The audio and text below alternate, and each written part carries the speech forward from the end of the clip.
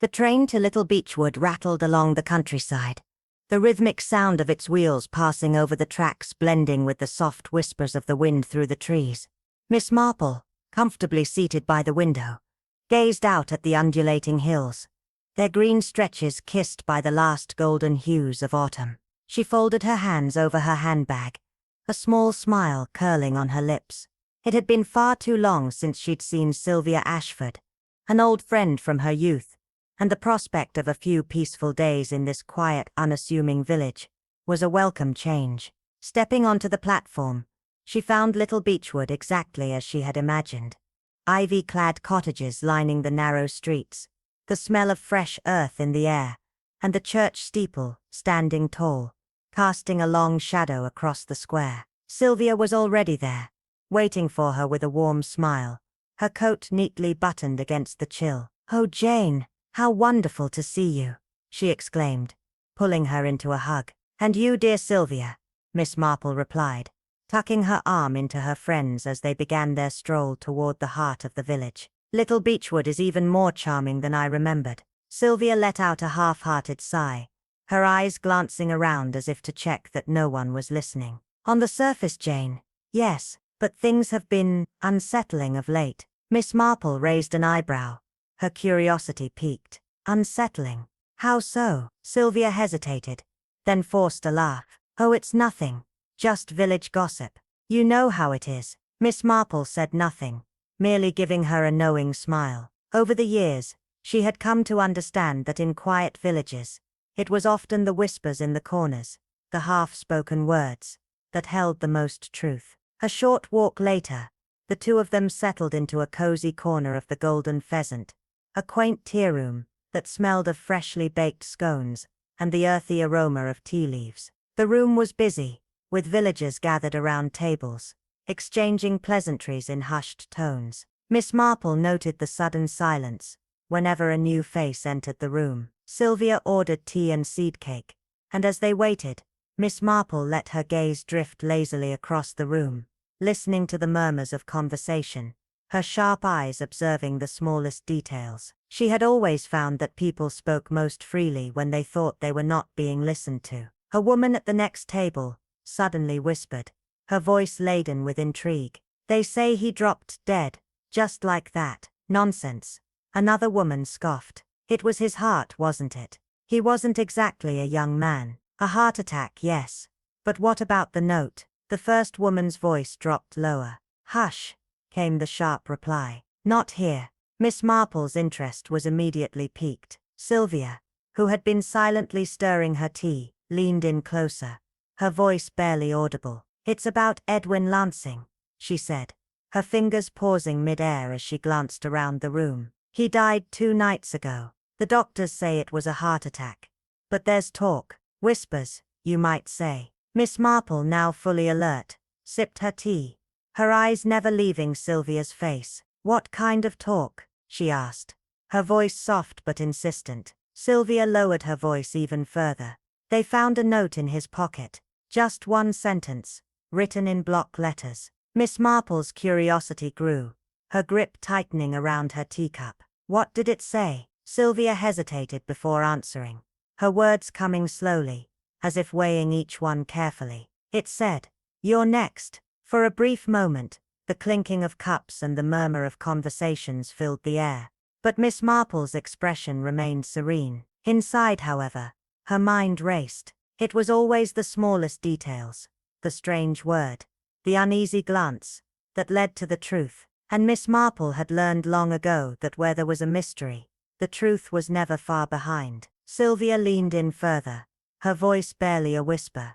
"The police have dismissed it, of course. They said it was just a coincidence, that the note didn't mean anything. A heart attack, they claim." Miss Marple's fingers rested on the handle of her teacup, her mind working over the new information, considering the implications of this cryptic message. A warning perhaps, or just the ramblings of a frightened man. She knew one thing for certain: the note wasn't just a coincidence, and there was something much darker lurking behind the quiet whispers of Little Beechwood.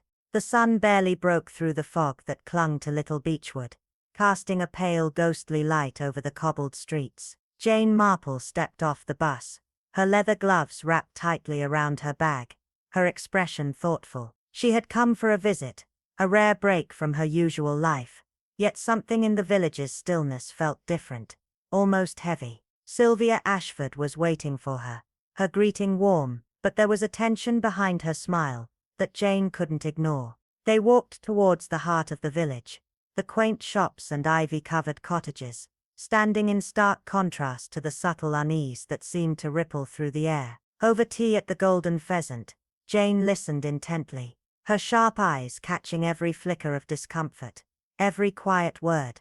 The village had been buzzing with strange rumors. Edwin Lansing's sudden death, said to be a heart attack, was already too suspicious for some.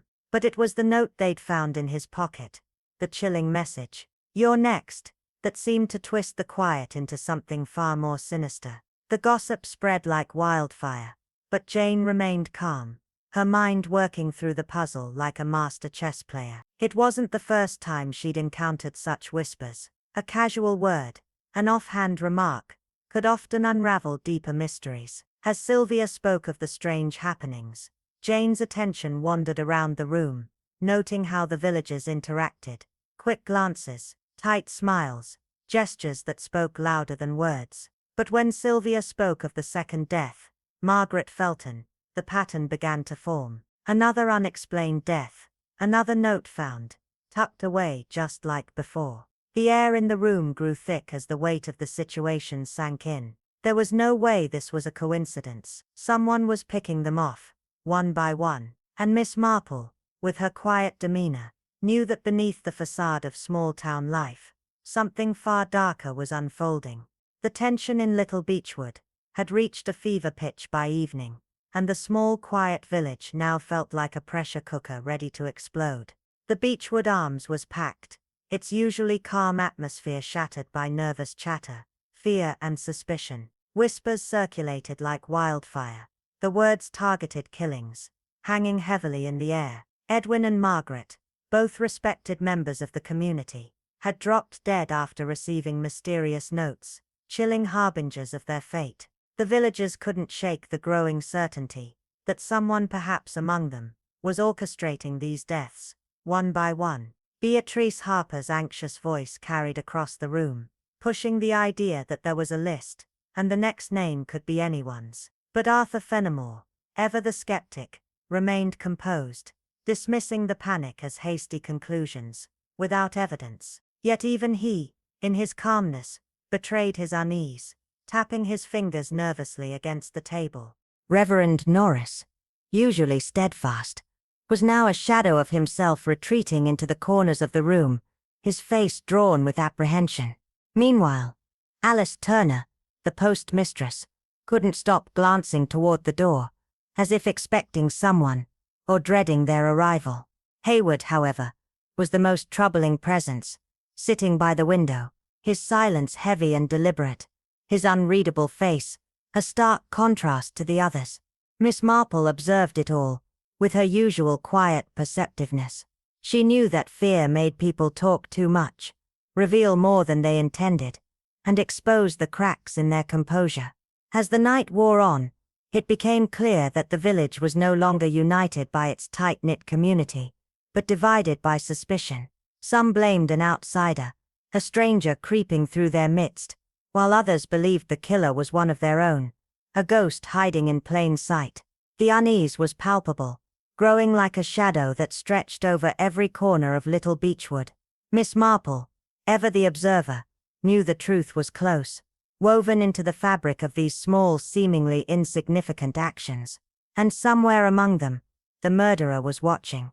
The village of Little Beechwood had been gripped by an unnerving sense of dread, with whispers growing louder by the day. Everyone had their own theory, but it was Arthur Fenimore who voiced the sentiment that hung in the air. It has to be someone from inside the village. Beatrice Harper, her eyes gleaming with both suspicion and curiosity, couldn't help but wonder aloud if there was a hidden connection between the deaths of Edwin and Margaret. Old grudges and long-buried secrets that had once seemed trivial now resurfaced, threatening to divide the community further. Miss Marple, ever the calm observer, took it all in without saying a word, knowing that fear often twisted the truth into something far darker than it really was. She believed that once truth was disturbed, it would rise to the surface, inevitably. Later, in a seemingly casual conversation with Mrs. Phelps and Beatrice, Miss Marple noted the underlying tension in Beatrice's voice. She hinted that perhaps Edwin and Margaret hadn't been as respectable as they appeared, suggesting that their past had come back to haunt them. When Miss Marple later spoke with Reverend Norris, her gentle questions about Edwin and Margaret's past revealed more than the man intended to admit. He stuttered over the details, and Miss Marple quickly pieced together the story of Alice Carter, a young girl who had drowned years ago. The tragedy had always been surrounded by whispers that no one had ever fully explained, and Miss Marple suspected that the deaths of Edwin and Margaret were tied to that long-forgotten incident. Meanwhile, Dr. Hayward seemed to be unraveling under the pressure of the village's unrest. Miss Marple found him standing by the church gate, his usual composed demeanor faltering as he absently tapped his walking stick against the stone wall. His response to her inquiry about Edwin was evasive, and he quickly changed the subject. But not before Miss Marple caught the subtle shift in his demeanor. Something in his past, too, seemed to be stirring, a piece of the puzzle that wasn't quite right. As she continued to watch and listen, Miss Marple knew the truth was within reach, and she was determined to uncover it, no matter how deeply buried it might be. Days before his death, Dr. Hayward had finally admitted to Miss Marple, his voice strained, that he had made a terrible mistake, one that he would never be able to undo. A mistake from the past, he had said. And now it's coming back for me. Miss Marple, ever perceptive, stored these words away carefully, as if they were the key to unlocking a hidden truth. When asked what the mistake was, Dr. Hayward had refused to elaborate, his gaze distant and troubled. It was clear that the weight of whatever haunted him was too great to speak of. Yet he had confessed, and that alone was significant. A mistake from the past, a mistake that had led to death. Miss Marple continued to move through the village with a quiet, deliberate purpose, piecing together the puzzle with every step. She knew that in times of fear and confusion, people rarely spoke the whole truth, but they could never completely hide it. There were always clues in the things left unsaid. At the post office, Alice Turner had fumbled with her ledger when Miss Marple casually mentioned Edwin's name. Arthur Fenimore, typically so guarded, had been oddly tight-lipped when asked about Margaret Felton's youth, and Reverend Norris, usually unwavering in his convictions, seemed uneasy when the past was brought up. A pattern was beginning to emerge. Edwin and Margaret were not simply victims of chance. There was something far deeper linking them, something buried in the past that had now resurfaced in the most violent of ways. That evening, as Miss Marple sat in Sylvia Ashford's sitting room, sipping her tea, she felt the pieces of the mystery coming together. She looked at Sylvia with a knowing gaze. "I have a feeling, my dear," she said softly, "that Edwin and Margaret were not chosen at random." Sylvia frowned, a look of confusion crossing her face. "You mean someone planned this?" Miss Marple nodded, her expression calm but determined. "Yes, but I believe the question is not just who is doing the killing." She set her teacup down with deliberate slowness. "The real question is why now?" It was a crucial turning point in the investigation. Miss Marple knew that murderers often made the fatal mistake of overlooking small details, and she had just uncovered a key piece of the puzzle. Both Edwin and Margaret had received letters a week before their deaths, a curious detail that couldn't be ignored. The postmistress, Alice Turner, had mentioned the strange business of those letters while sorting through the mail, and Miss Marple understood that this could be the elusive clue she had been waiting for. The letters might hold the key to understanding not just who the murderer was, but why these two victims, and why now. As Miss Marple continued to delve deeper into the hidden layers of the village's secrets, she knew that the truth was drawing closer, and the darkness that had loomed over Little Beechwood would soon be revealed. Last Monday, as Alice Turner sifted through a stack of envelopes, she recalled the peculiar visit from Edwin. He had walked in, looking pale and visibly shaken, and asked if any letters had arrived for him. She handed him the one he was expecting, and instead of leaving, he just stood there, staring at it, a strange unease gripping him. Alice couldn't help but notice his reaction. It was more than just the typical anticipation of correspondence. It was as though something about the letter had shaken him to his core. When Miss Marple, knitting quietly beside Sylvia Ashford, inquired about Margaret, Alice hesitated. Margaret got one the same day, she said slowly, but she didn't open it here, tucked it straight into her handbag, and left in a rush, looking rather frazzled. At Miss Marple's gentle prompting, Alice recalled something odd about the handwriting. It had been in block letters, clear as day, without a return address. It seemed so deliberate, almost as if someone was trying to hide who they were. Alice added. Miss Marple's fingers paused on her knitting. The pieces were falling into place. 2 letters, 2 victims, a sinister link between them. Someone had sent a warning, or perhaps a summons. And now Miss Marple had the distinct sense that Margaret had been holding on to something crucial, something worth finding. Later, as she and Sylvia Ashford stood before Margaret Felton's house, the silence of the home spoke volumes. The presence that had once filled the house was now gone, leaving only the faint traces of the woman who had lived there. They moved through the rooms, Miss Marple's sharp eyes taking in every detail. The untouched teacup still resting on the sideboard, the lingering scent of lavender in the air, the locked desk drawer. Sylvia, ever the pragmatic one, raised a concerned eyebrow. I suppose the police already searched it? She asked. Oh, they were looking for evidence of a crime, Miss Marple replied with a knowing smile. But I'm not looking for a crime, dear Sylvia. I'm searching for a secret. With a small twist of a hairpin, the drawer clicked open, revealing stacks of neatly organized papers. Among them was a yellowed newspaper clipping, its edges frayed with age. Miss Marple lifted it delicately, the faded print still legible enough to reveal the tragic headline, "Young Girl Drowns in Beechwood River." She held the paper up, glancing at Sylvia, her voice quiet but firm. Alice Carter, a name lost to time, a tragedy buried in the past, and now, it seems, a reason for murder. The discovery hit Miss Marple like a quiet storm, each layer of the mystery deepening, pulling her closer to the truth that had been hidden for so long. The quiet, seemingly unrelated events, the letters, the drowning, the victims, were all weaving together, and Miss Marple knew that this thread would unravel the whole story. The old newspaper clipping, its edges frayed and yellowed with age, seemed almost forgotten, as if it had never been deemed important enough to make a lasting impact. The faded ink of the article seemed to hold more mystery than it had initially suggested. It read simply, "Tragic accident in Beechwood River. Local girl drowns," detailing the heart-wrenching death of 14-year-old Alice Carter, who had fallen into the river on a summer evening. The current had been fierce, and despite a long and exhaustive search, her body had never been recovered. The article had the unmistakable tone of a closed case, an unfortunate accident, but Miss Marple, with her years of experience and sharp instincts, had learned long ago that the truth of such incidents was often hidden beneath the surface. She traced her fingers lightly over the page, her mind already racing with the knowledge that accidents like these were rarely as simple as they appeared. Sylvia Ashford, standing quietly by her side, leaned in, her voice tinged with curiosity. "Alice Carter, I haven't heard that name in years," she murmured. Miss Marple's eyes remained fixed on the clipping, her thoughts far away.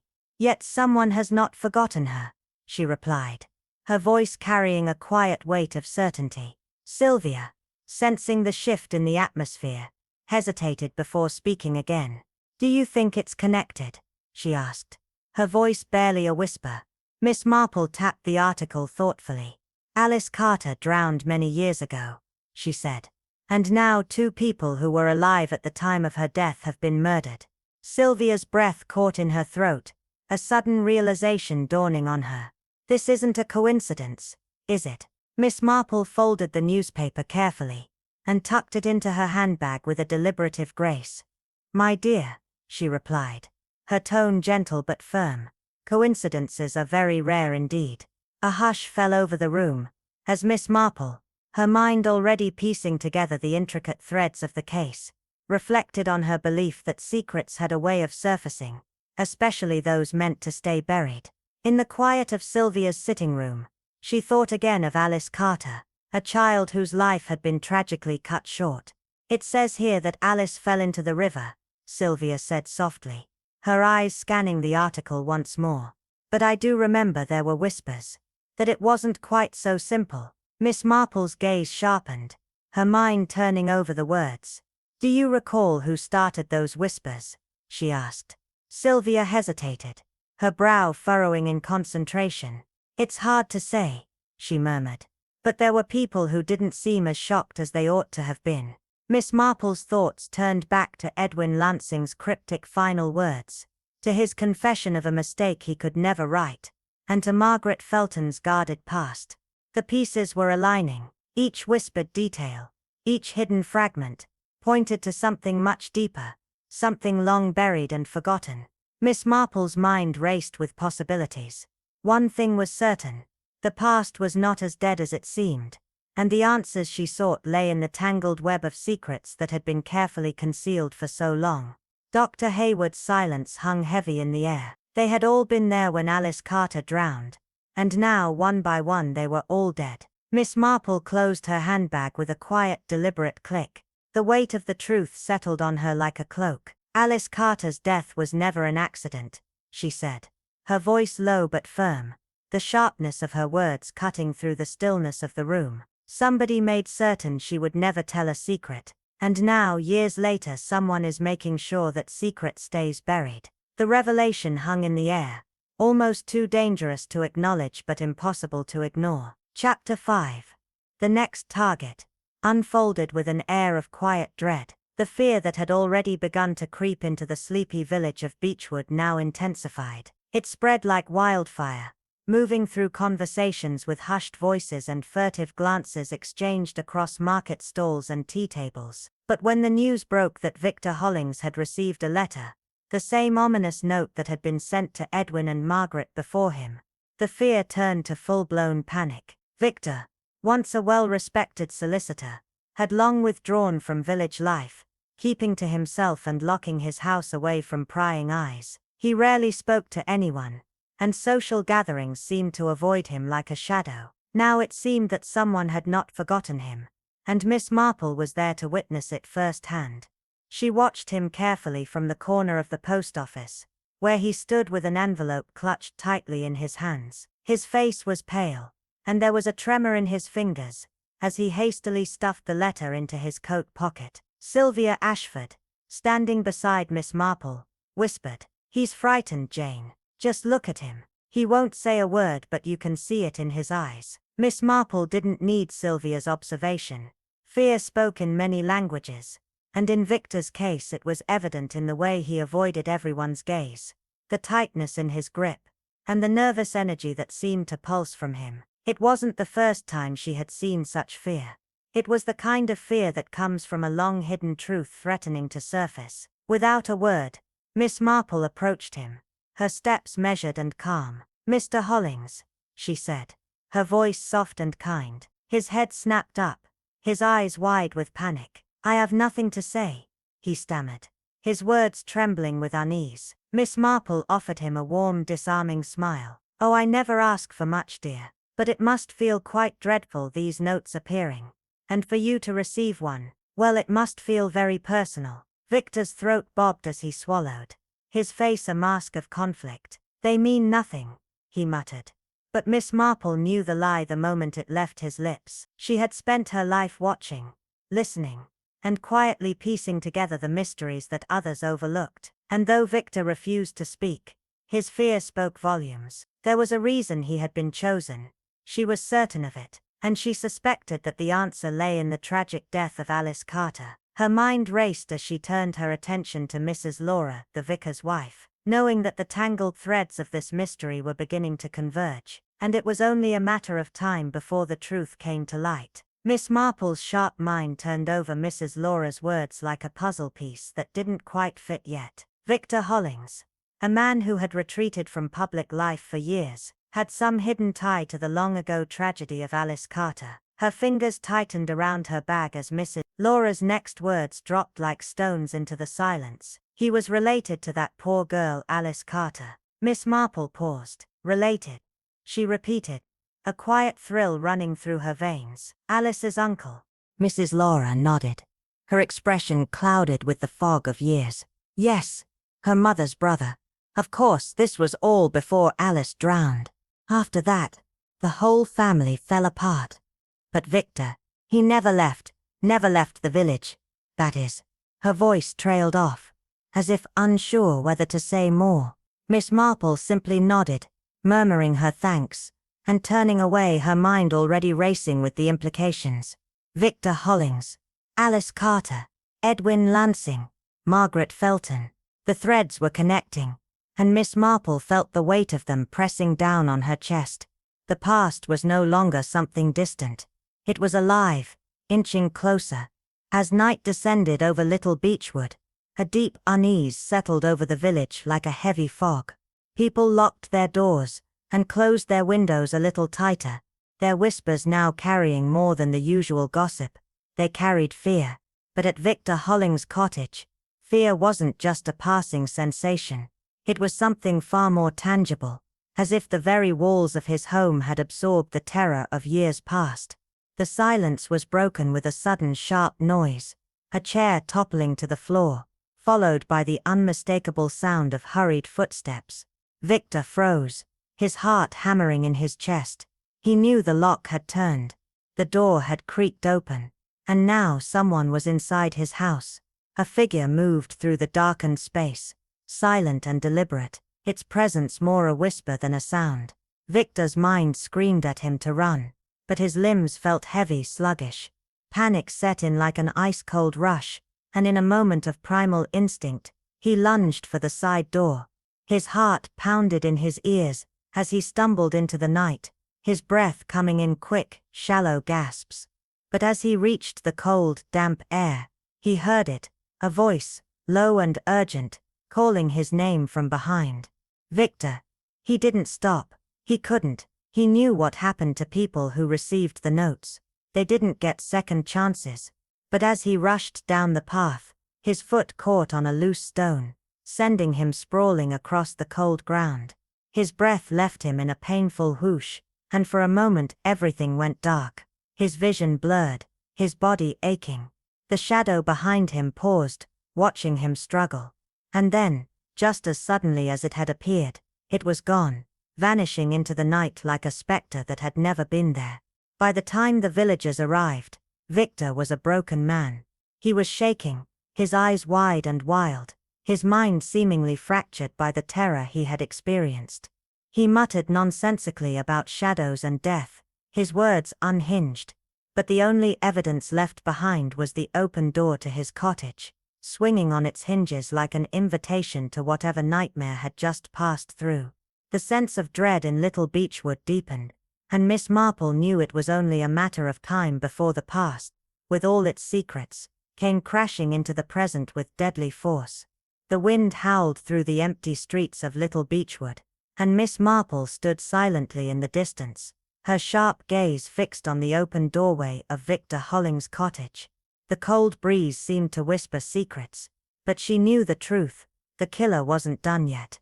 Victor had narrowly escaped with his life, but Miss Marple's instincts told her that the darkness lurking in the shadows was far from finished. Someone was still hunting those connected to Alice Carter, and soon it would claim another victim if she didn't act quickly.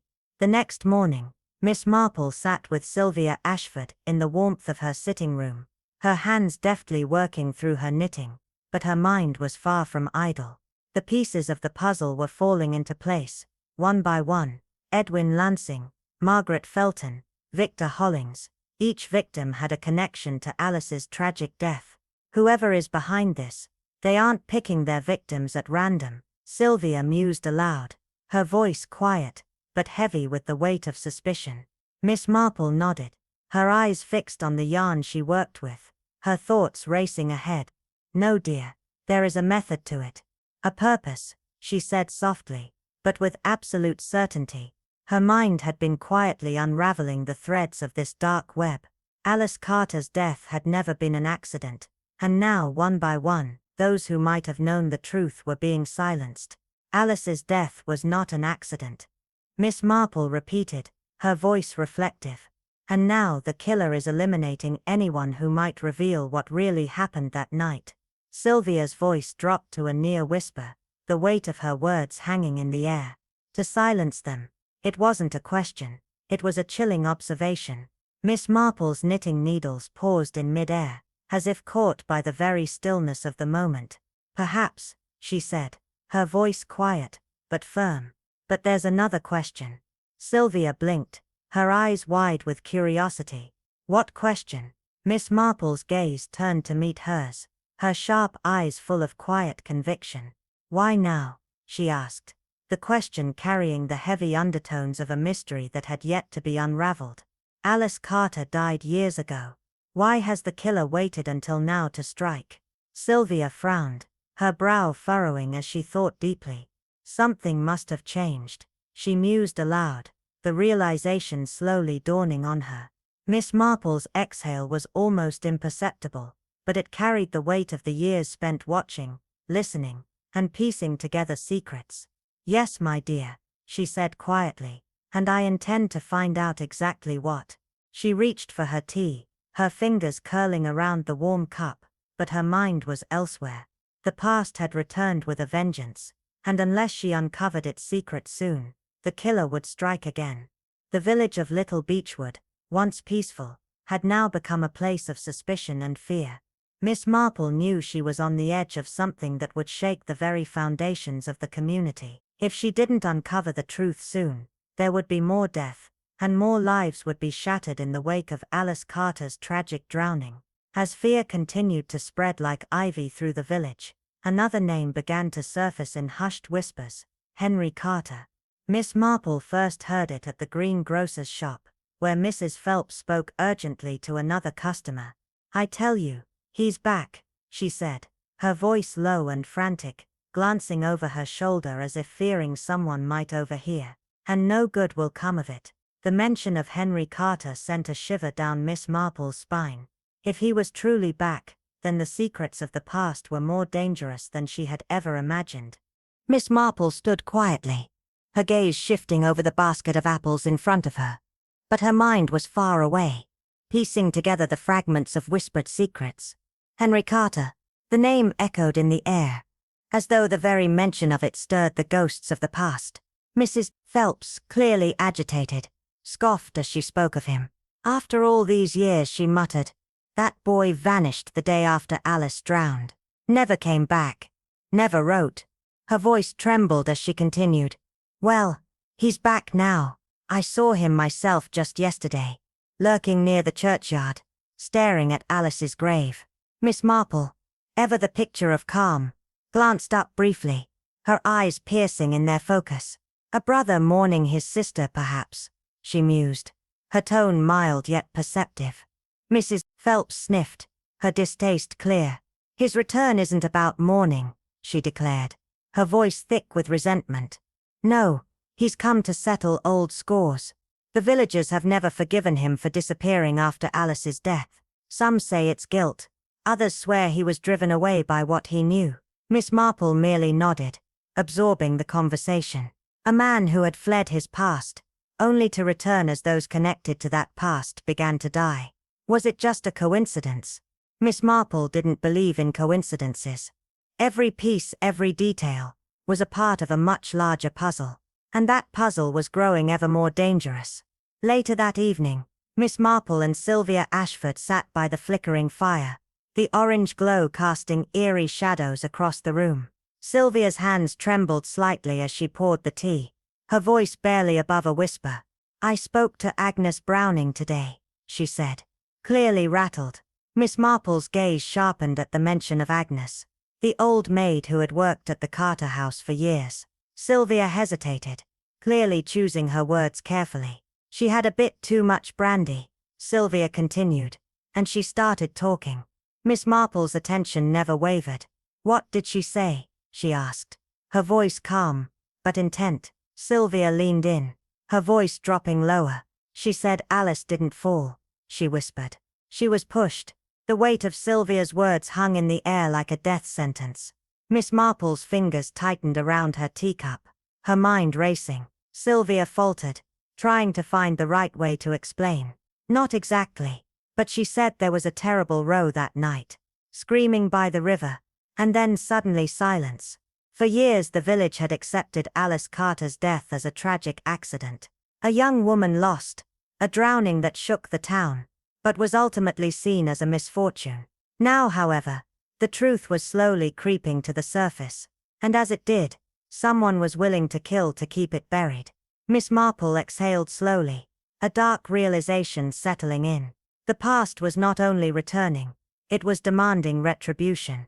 And as the village grew darker with each passing day, she knew that uncovering the truth about Alice's death might just cost her more than she had ever imagined. The village of Elmridge awoke to a grim revelation that shattered the fragile calm gripping its cobbled streets. Thomas Wren, the man once branded the prime suspect in the disappearances, had been found dead at sunrise. His lifeless body sprawled beside the crumbling bridge near Hollow Creek. Miss Evelyn Hartley was stirring her morning tea when the door burst open, and Clara Penrose, pale and breathless, stumbled in with the news. "He's dead, Evelyn," she gasped, clutching the back of a chair for balance. "Thomas Wren, someone bludgeoned him. They say it was a metal pipe." Evelyn didn't speak right away. Her eyes narrowed slightly as she set down her teacup with deliberate calm. "And no message this time." Clara shook her head. The absence of a note as chilling as the murder itself. Until now, each victim had been accompanied by a cryptic line scrawled in red ink, a twisted calling card from the killer. But this death was silent, too silent. And that silence, Evelyn knew, was a message in itself. The entire village had pointed fingers at Thomas, the drifter with a violent past and a loose connection to the victims. His return had coincided almost too neatly with the start of the killings. But now, with his sudden death, the fragile certainty the villagers clung to began to crumble. It wasn't over. Whoever had orchestrated the prior murders was still out there, watching, waiting, unbothered by the death of the man they had so conveniently allowed to take the blame. Fear returned to Elmridge like a cold fog, seeping into every corner. Evelyn, however, didn't flinch. She'd seen this pattern before. How fear made people desperate for answers. How they chose the simplest scapegoat to quiet the storm in their minds. But true evil was never simple. As Evelyn walked the village lanes later that day, she observed more than just words. She watched behavior. The nervous tapping of Dr. Alden's fingers on the apothecary counter. The odd sense of relief on Councilman Graves' face when he spoke of Thomas's death. And the sudden shift in demeanor of young Rebecca Lyon, who only yesterday wouldn't leave her house and now walked the market with unnerving calm. Thomas Wren's murder was not a conclusion. It was a cover. Brutal, convenient, and perfectly timed. Evelyn folded her gloved hands, her mind narrowing in on the question that truly mattered. Not just who had orchestrated these killings, but why. What had happened all those years ago by Hollow Creek that someone was still willing to kill to keep hidden? And who among them had been playing a part all along, hiding in plain sight while the village chased shadows? Something had shifted in the shadows. Something deep and ancient disturbed after years of silence. That was the only explanation for the sudden burst of violence in Raven Hollow. Evelyn Hartley stood at the edge of the old viaduct bridge, her eyes scanning the murky waters of the river below, the very place where Eleanor Blackwell had died 2 decades ago. For years the tragedy had faded into whispers and faded newspaper clippings. But now, with 4 deaths echoing the past, Evelyn knew that someone had been forced to act. Someone who had remained hidden, content to let time bury the truth, had now been rattled into motion. Why now? Because something or someone had threatened the delicate web of secrets. The answer, she felt, lay not just in the past, but in the sudden desperation of the present. Back in her study, she sifted through every detail. Father Mulligan, found drowned with a rosary clenched in his fist. Lila Bram, the retired governess, smothered in her bed. Jacob Reed, the fisherman, his boat set ablaze with him inside. And now Thomas Wren, the once suspect, beaten to death.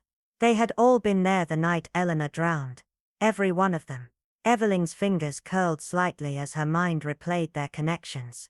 There were inconsistencies in their stories. But more than that, a pattern was forming. A brutal cleaning of history. One name at a time. But then there were the notes. Chilling phrases like, "You forgot her," and "Justice waits in the dark," found near the victims. At first they seemed like the killer's voice. But now Evelyn wasn't so sure. There was something off. The scrawling handwriting. The panicked tone. They didn't match the killer's meticulous methods. These weren't messages from a murderer. They were warnings. Her suspicions deepened when she visited Ivy Denning, the quiet woman who ran the village's only stationery and post counter. Eveline approached under the guise of needing ink refills. Pulling out one of the blood-stained notes, she casually remarked, "Odd phrasing, don't you think? Rather theatrical." Ivy's hand trembled for the briefest second as she took the note. Eveline noticed. She always noticed. "Dreadful business," Ivy mumbled. But her voice was strained, her gaze refusing to meet Eveline's. And in that silence, something clicked. The killer was precise, cold, calculating, and driven by a buried truth. But the person sending the notes, they were scared. Someone else knew the past was being exhumed, and they were trying to scream a warning before it was too late. Eveline walked back through the village, heart steady but thoughts spinning faster. The killer wasn't just removing witnesses. They were chasing the past to silence it forever. And someone, hidden in plain sight, knew the whole truth, and feared they might be next. Eveline Hartley stared at the creased note in her hand, her voice calm but piercing. "You see, Mr. Layton, the handwriting doesn't match." Across the desk, Arthur Layton stiffened, the local librarian's face paling ever so slightly. I'm sure I wouldn't know," he muttered. But Eveline wasn't watching his words. She was watching his fingers, trembling as they tightened around the edge of the chair. "But that's the thing," she continued softly, placing two slips of paper side by side. The killer's method was clean, precise. But this, she tapped the first note, the one found under Lila Bram's body. This was scribbled in haste. Slanted, inconsistent pressure. It wasn't meant to terrify. It was a cry. A desperate one. Arthur didn't respond, but the pulse in his temple gave him away. Eveline leaned forward. Whoever wrote these notes wasn't the killer. They were someone who knew. Someone who saw the pattern too late, and tried to warn the others before the past swallowed them whole. Silence, stretched, heavy and electric. Then, Arthur dropped the stack of catalog cards he had been sorting. It wasn't clumsiness. It was fear. The last puzzle piece had fallen into place. Someone in the quiet village of Belridge had seen the shadows creeping closer, had watched one by one as old secrets were silenced with blood. And instead of stepping forward, they left behind frantic fragments of truth, too late to save themselves. Later, sitting in the conservatory of the Holloway estate, Eveline laid out the truth to Eleanor Holloway, her voice low and steady. These notes weren't threats. They were confessions, left by people who, years ago, had watched a girl drown and chosen to forget. But when the past returned to claim them, they tried too little, too late, to atone. Eleanor's face was pale, her teacup shaking. But why didn't they go to the police? Eveline gave a small, sad smile. Because guilt doesn't always come with courage. Whatever role they played in Charlotte Gray's death, it was enough to keep them silent. Until silence turned into a death sentence. She paused, her eyes distant. "Regret is loudest when it's too late." "Too late," Evelyn murmured, her voice barely a breath. She stood at the center of the dimly lit drawing room, the last rays of twilight bleeding through the curtains, like secrets that refused to stay hidden. In her hand were 3 notes, Miles's, Clara's, and Tobias's, each scrawled in the same frantic handwriting, each marked by trembling ink, and a silent scream. "They weren't threats," she whispered, her gaze fixed on the flickering fireplace. "They were warnings, desperate, terrified warnings." Her companion, Marianne Halbrook, clutched her shawl tighter. "But they all died, and the killer still moves freely." Evelyn nodded slowly, her mind racing. These murders weren't random acts of cruelty. They were a systematic erasure, Every victim had been part of a past long buried beneath the polite smiles and tidy lawns of Grendel. But now, someone had disturbed that grave. And Evelyn knew exactly when the earth began to stir. When Benjamin Rourke returned. Benjamin, the boy who vanished the night Eleanor Wren drowned 20 years ago, had come back, asking questions no one wanted to answer. He wasn't just back for closure, he was looking for truth, and that made him dangerous. They thought the past was safe, Evelyn said, laying the notes across the table. But Benjamin's return shattered their illusion. Whoever's behind this, they knew their time was up, so they silenced everyone who could expose them. Marianne's voice shook. But why now? Why wait all these years? Evelyn's eyes narrowed, as she picked up a faded newspaper clipping, yellowed with time. The headline, "Local Girl Drowns in Quarry Pond," ruled accidental. Because secrets decay, she said quietly, and guilt has a shelf life. Eventually it rots into panic. As the wind howled outside, Evelyn reached for her coat and gloves. There's one more name left. One more person who knows too much. And if I don't find the truth tonight. She paused at the door, her voice steady despite the storm rising within her. Then tomorrow, the past will claim another. Amid the quiet clinking of porcelain, and the soft aroma of lavender tea, Eleanor Graves stirred her cup with slow precision, her eyes never leaving the woman across the table. "Curious, isn't it?" she said mildly, voice feather-light, as if they were discussing the weather, and not the unraveling of a killer's web. One of the victims left behind a note, a desperate final act. Most of it was ruined by water, ink smeared to oblivion. But one part, one crucial fragment survived. A name, or perhaps a piece of one. Across from her, Lydia Harrow, the retired schoolmistress with trembling fingers, clutched her teacup tighter. Her lips moved slightly, as though she wanted to ask something but dared not. Eleanor continued, her tone smooth and steady. The police placed the note under lock and key at the church vicarage. For safekeeping, they said. But in a village like this, secrets don't stay locked for long. And they hadn't. By morning, whispers slithered through every cobbled street. First the baker's daughter, then the innkeeper's wife. And by sunset, even the butcher's apprentice spoke of a name in the drawer. Eleanor knew the killer had heard it too. That was the plan. That evening, the vicarage stood cloaked in silence, lit only by a single flickering lamp. The air felt heavy with expectation. Eleanor sat in the corner like a shadow, her knitting needles resting in her lap, unmoving. Beside her, Reverend Callum gripped an iron cross, his face pale and sweating. A police constable stood motionless by the door, and across the room, the village notary, Edwin Bryce, stared at the darkened window, breath shallow. Then at last, it came. A faint creak, soft as a whisper. A floorboard protested beneath careful feet. The curtains rustled.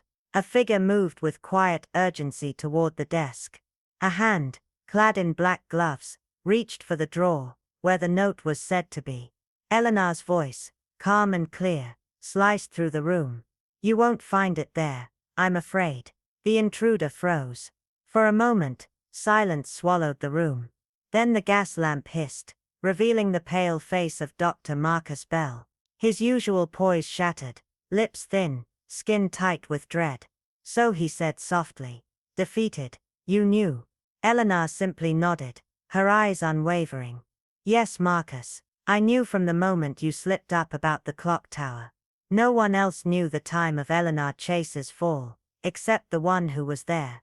Dr. Bell's hand trembled on the drawer's edge. He looked around, hoping for an escape, but found none.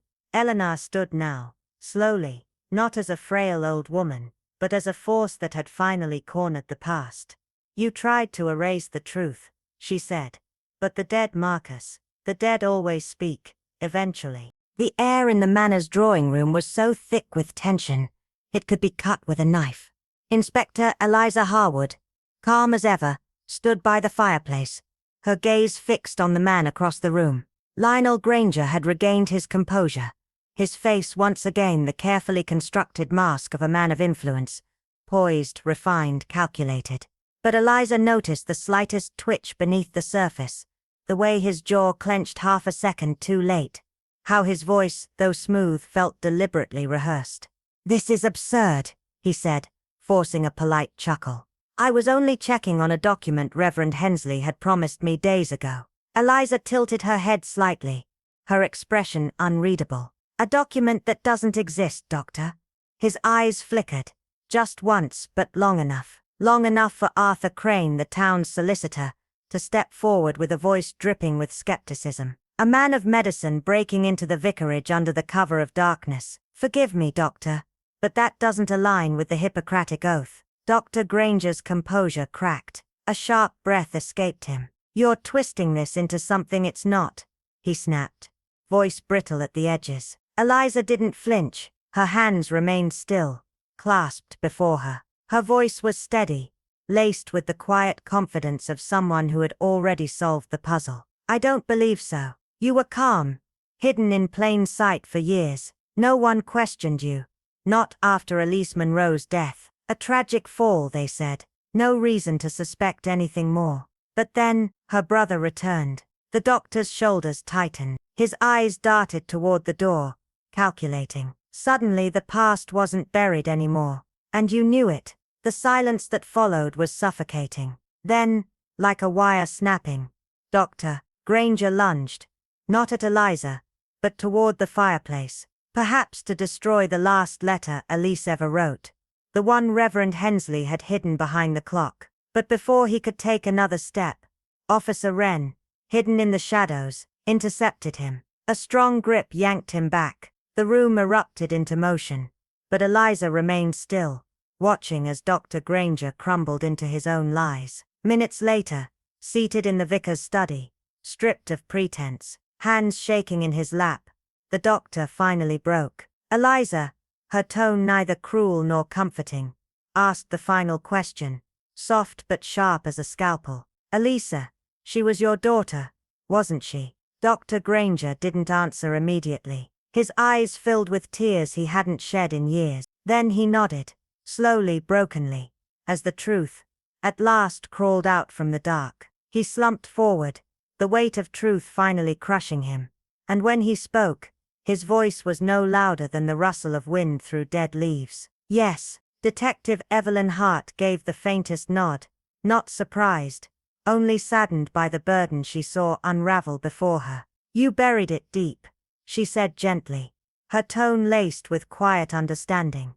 "A doctor, a respected man in a God-fearing town, a child born in secret would have shattered everything you stood for." Dr. Malcolm Ridgway swallowed hard, his eyes distant. "No one knew, not even Helena. She died never knowing she had a daughter. And Clara," his voice faltered, tears clinging to his lashes. "She lived her life never knowing I was her father." A long pause followed, heavy with unsaid regrets. Then Evelyn asked the question that had haunted the town for years, her voice barely above a whisper, but sharp as glass. "What really happened that night in the orchard?"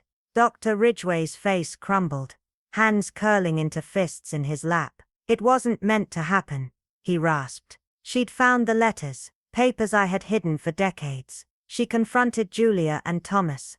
I don't know what was said, but she ran. It was dark, slippery. The ravine was just beyond the trees." His voice cracked. "She didn't see it." Evelyn's gaze didn't flinch. "You didn't push her, but you buried what happened." He nodded, a long broken exhale escaping him. "If anyone had known, the truth would have destroyed everything." Evelyn's voice was quiet, steady. "And when Julia and Thomas couldn't live with the guilt, you made sure no one ever heard their story." His shoulders trembled. "I didn't have a choice," he whispered, one tear slipping down his cheek like the first drop before a storm. Evelyn folded her hands in her lap, her expression firm but not cruel. "There's always a choice, Doctor." Outside, the sleepy village of Rosebridge sat still beneath the moonlight, unaware that the secret it had cradled for so long had finally been exhaled into the cold night air. And in the dim light of the study, justice stirred, not loud or vengeful, but quiet and inevitable, as Evelyn Hart rose to her feet and looked one last time at the man who could have saved a life, but chose instead to bury it. I never meant for it to happen, he said at last. Voice hoarse, broken by years of silence and self-deception. Across from him, Inspector Lila Graves sat still, her expression unreadable, not accusing, not forgiving, just waiting, listening, like she'd done so many times before. Not the first time that excuse has been whispered behind closed doors, she murmured, her tone calm, yet edged with the weight of truth. But it did happen, and when it did, you made a choice. Everett Langford's breath shook as he exhaled. Years of buried guilt now clawing their way out. I was young, he whispered. Eyes distant, promising, respected. The town's golden son, a child out of wedlock, would have shattered everything. He looked down, shame pooling in his eyes. When Elise died, when the river took her, I told myself it was destiny. Easier that way, cleaner. Lila tilted her head, gently but precisely. Easier for who, doctor? The question sliced through him like a scalpel. I told no one, he continued, barely audible now. I buried the past, locked it away. It almost worked, until Marcus came back. A silence thickened between them, like storm clouds gathering. I saw it in his eyes. He knew, maybe not everything, but enough. And then Julia, Thomas, even Olivia. They knew too. They were there that night, by the mill road. They watched it all unfold and said nothing.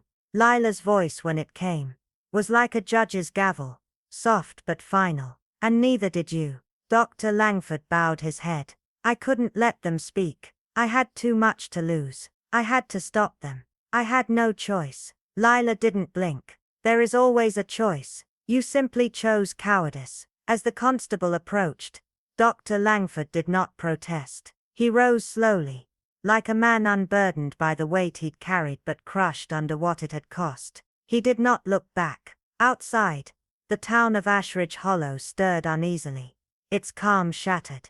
The whispers began before dawn had even broken. Murmurs that leapt from porch to pew, from market stalls to kitchen windows. Dr. Langford, our doctor, gasped Mrs. Langley, clutching her apron. He delivered my grandchildren. Others stared in stunned disbelief, betrayal etched deep. Lila Graves stood alone on the church steps, watching the sun rise over a village that had built its peace on silence and lies. And as the light touched the old oak trees by the river, she knew the truth. Some ghosts don't haunt, they wait. There was no thrill in the air that morning. No smirks behind teacups. No delight in whispered scandal. The news had settled on the village like a thick fog, heavy, cold, and impossible to ignore. Instead of gossip, there was silence. Instead of curiosity, there was sorrow. It wasn't the kind that weeps or wails. It was deeper, older. In Evelyn Cranford's sitting room, where the clock ticked louder than usual, and the teacups clinked with uneasy restraint, she sat beside Inspector Clara Wynne. The fire crackled softly, but it offered no comfort today. "Do you ever wonder, Clara," Evelyn asked, her voice barely above a breath, "if James Harwood had never come back, would we have ever known?" Clara didn't look up. Her eyes were fixed on the hearth, but her thoughts were somewhere far away, by the edge of Ashridge Lake, perhaps, where the truth had finally clawed its way out from the mud. "Secrets don't stay buried forever," she said, her voice steady, especially not the ones soaked in guilt. Evelyn shivered. "And Catherine, do you think she was ever really forgotten?" Clara turned toward the window, where morning light crept across the garden like a hesitant guest. "Not forgotten," she murmured, just silenced. "There's a difference." For a while, neither woman spoke. Outside Ashridge Hollow appeared unchanged, children chasing dogs down the lane, the baker sweeping his stoop. But under the surface, something had shifted. The illusion of peace had cracked. Evelyn poured another cup of tea with hands that trembled slightly, the memory of Dr. Harwood's arrest still fresh in her mind. "It's strange," she whispered, "how a man can live among us for years, deliver our babies, heal our wounds, and yet carry such darkness inside." Clara gave a faint nod. He thought the past was behind him. But guilt doesn't vanish, it echoes. In a glance, in a name you can't say aloud, in the way your hand trembles just before you lie. The fire popped softly, as if agreeing. Evelyn folded her hands in her lap, and looked down. I think the village will never be the same again. Clara leaned back, her gaze distant. No, but maybe it shouldn't be. Some truths have to come out, no matter how long they take. And as the clock struck 10, and the world outside resumed its quiet routine, the weight of what had been unearthed hung in the air, a reminder that even the calmest waters hide the deepest secrets. The morning fog lay thick over the moors, curling around the chimneys and gravestones of Weatherby Hollow, like a secret refusing to die. Eleanor Bryce stood alone at the edge of the old stone bridge, her gloved hands resting against the chilled railing, eyes fixed on the river below, still quiet, yet heavy with stories no one dared speak aloud. The water mirrored the dull grey sky, offering no glimpse of the storm it had once swallowed whole. Behind her, the village had already begun to stir, shutters opening, kettles whistling, footsteps shuffling down cobbled lanes. But Eleanor felt suspended in a different time, as though the past had clawed its way forward, demanding to be heard. Beside her, Detective Iris Vale approached silently, her presence more sensed than seen. I thought I might find you here, she said gently. Eleanor didn't turn. It's where it began, and where it ended. Her voice cracked, like old parchment. A gust of wind rustled the trees, and for a fleeting second, it carried the faintest echo of a girl's laughter, long lost to the night. Charlotte Holloway vanished. We all thought she'd run away, Eleanor murmured. But she didn't. She was buried right beneath our feet, and we walked over her truth for 20 years. Iris's expression was unreadable. People believe what they need to. It's easier than facing what's real. Eleanor closed her eyes, the weight of realization pressing into her bones. And George, we trusted him. The whole village did. No one questioned the man who donated to the chapel, who helped rebuild the schoolhouse. She turned at last, eyes gleaming with unshed tears. But behind that smile was a silence so cruel, it swallowed a child. Iris nodded solemnly. Secrets like his don't just hide, they rot, and eventually they rise. They stood in stillness, the river below rippling ever so slightly, disturbed by something unseen. Do you think she knew? Eleanor asked. Charlotte, do you think she knew someone would one day find her? Iris's gaze drifted toward the horizon, where the mist had begun to lift. Maybe not, but the truth has a way of clawing through the soil. It doesn't like being buried. A church bell rang in the distance, and Eleanor exhaled a long breath she hadn't realized she was holding. What happens now? She asked. Iris offered a small tired smile. Now, we remember her properly, and we don't forget again. With that, Eleanor took one final look at the place where innocence had ended, then began the walk back toward a village, forever changed. And as she did, the river behind her whispered, not with malice, not with sorrow, but with the quiet sigh of a story finally told.